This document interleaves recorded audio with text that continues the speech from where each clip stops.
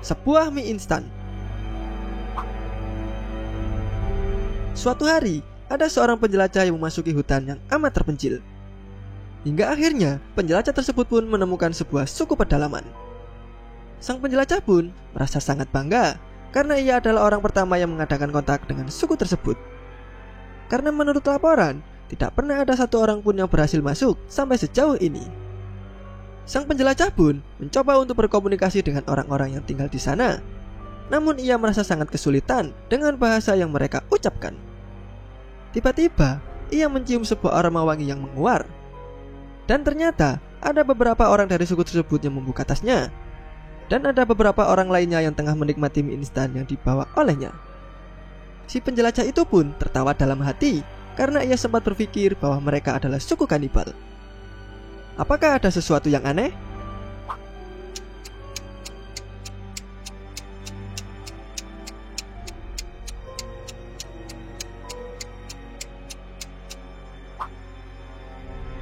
Sebenarnya, dia bukanlah orang pertama yang bertemu dengan suku tersebut. Karena sebelumnya, sudah ada penjelajah lain yang datang dan sudah memperkenalkan tentang mie instan. Dan alasan penjelajah sebelumnya tidak kembali, kemungkinan besar dimakan oleh suku tersebut. Pintu kamar. Ketika aku tiba di rumah sehabis pulang sekolah, ternyata ayah dan ibuku masih belum pulang dari kerja. Jadi, aku pun langsung membuka pintu dan segera masuk ke dalam. Dan seperti biasa, setelah mengunci pintu rumah, aku pun langsung pergi ke kamarku. Setelah aku masuk ke dalam kamar, aku pun langsung menutup pintunya karena aku akan berganti baju.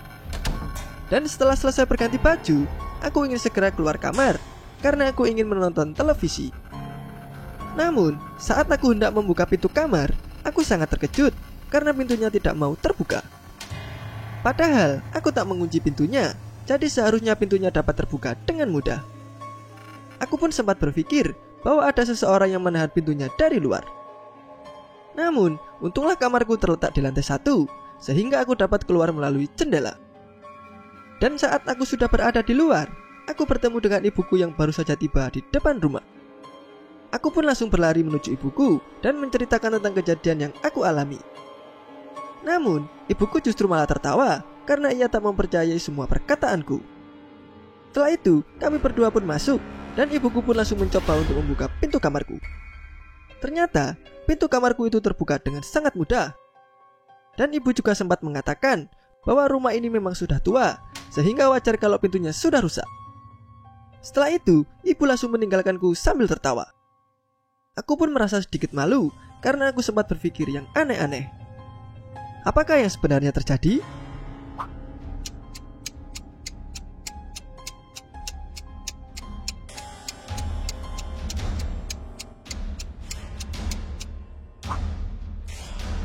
Sebenarnya, sebelum ia tiba, ada seseorang yang sudah berada di rumahnya. Dan karena sudah ketahuan, orang itu pun langsung mencoba untuk menahan pintu kamar si aku agar tidak bisa keluar.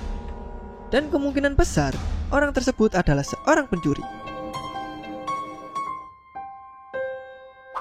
Kemampuan aneh. Akhir-akhir ini, aku baru menyadari bahwa anakku ini memiliki sebuah kemampuan yang aneh. Anakku tersebut memiliki suatu kebiasaan, yaitu mengacungkan jarinya pada wajah seseorang sewaktu-waktu. Dan ketika ia sudah mengacungkan jarinya, kemungkinan besar orang tersebut akan meninggal pada 3 hari kemudian. Aku pun sebenarnya tak mau percaya, namun hal ini memang benar-benar terjadi. Tahun lalu, ketika kami berkunjung ke rumah ayah mertuaku, tiba-tiba anakku mengacungkan jari pada wajah kakeknya. Dan pada 3 hari kemudian, aku mendapatkan sebuah kabar bahwa ayah mertuaku telah meninggal akibat serangan jantung. Dan beberapa bulan yang lalu, anakku juga pernah mengacungkan jarinya pada seorang artis terkenal yang ada di majalah. Dan 3 hari kemudian, aktris tersebut pun meninggal dalam sebuah kecelakaan. Hingga suatu hari, ketika aku akan menyalakan televisi, tiba-tiba anakku mengacungkan jarinya tepat ke arah layar televisi. Dan setelah layar televisinya menyala, terlihat ada sang presiden yang sedang menyampaikan pidatonya.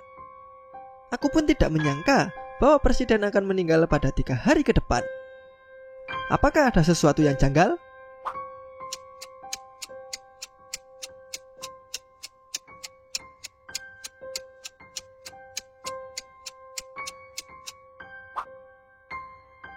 Sebenarnya yang akan mati bukanlah sang presiden, melainkan si aku itu sendiri.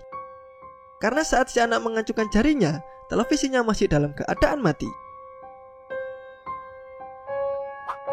Rahasia gelap.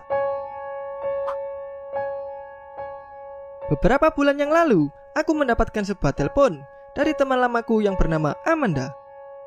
Ternyata, Amanda menyuruhku untuk datang ke rumahnya karena ada sesuatu yang ingin ia ceritakan. Karena penasaran, aku pun langsung menyetujui dan segera bergegas menuju ke rumahnya. Ternyata, Amanda ingin menceritakan sebuah rahasia gelap yang telah ia sembunyikan selama bertahun-tahun. Ia bercerita bahwa kakak laki-lakinya menggila, sehingga menusuk ayah dan ibunya hingga tewas ketika Amanda berusia 11 tahun. Aku pun sangat terkejut setelah mendengar cerita menyedihkan itu dari Amanda. Aku pun juga sempat bertanya tentang apa yang terjadi pada kakaknya setelah kejadian itu. Amanda pun berkata bahwa kakaknya telah ditangkap polisi dan akan dijatuhi hukuman mati. Dan katanya setelah ia mengetahui kejadian itu, Amanda pun mengalami depresi yang berat hingga membuatnya menjadi benar-benar gila. Bahkan, Amanda juga mengalami amnesia yang memerlukan waktu bertahun-tahun untuk pulih. Lalu, aku juga sempat menanyakan tentang alasan kenapa ia tidak menanyakan langsung kepada kakaknya saja. Amanda pun menunduk sambil berkata bahwa ia sudah sempat menemui kakaknya sebelum dieksekusi mati. Namun, kakaknya tidak mengatakan sepatah kata pun dan hanya memandang Amanda dengan senyuman. Lalu, aku menemukan sebuah cara yang mungkin saja bisa membantu Amanda untuk memecahkan masalahnya. Aku pun menyarankan agar Amanda bertemu dengan seorang peramal yang bisa berkomunikasi dengan seorang arwah. Amanda pun langsung menyetujui tentang saran yang telah aku berikan. Dan beberapa hari kemudian, Amanda mengajakku untuk menemui seorang peramal di suatu daerah terpencil. Setelah sampai, kami pun langsung masuk untuk menemui si peramal tersebut.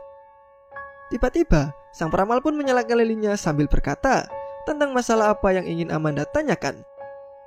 Amanda pun menjawab dan berkata bahwa ia ingin mengetahui tentang apa yang membuat kakaknya kehilangan akal.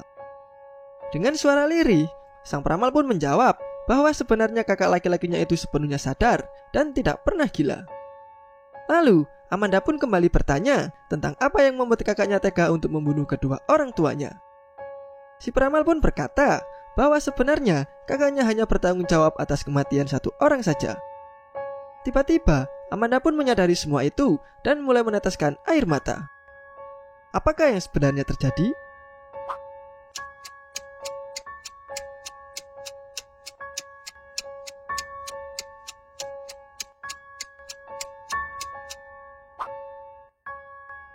Sebenarnya, yang membunuh orang tuanya bukanlah sang kakak, melainkan si Amanda sendiri.